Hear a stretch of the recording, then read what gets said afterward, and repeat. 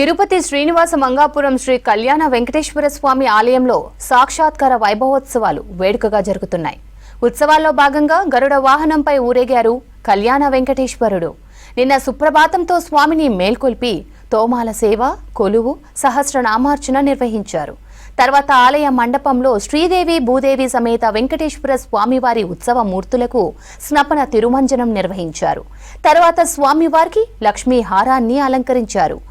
గరుడ వాహనంపై మాడవీధుల్లో విహరించి భక్తులను అనుగ్రహించారు కళ్యాణ వెంకటేశ్వర స్వామి.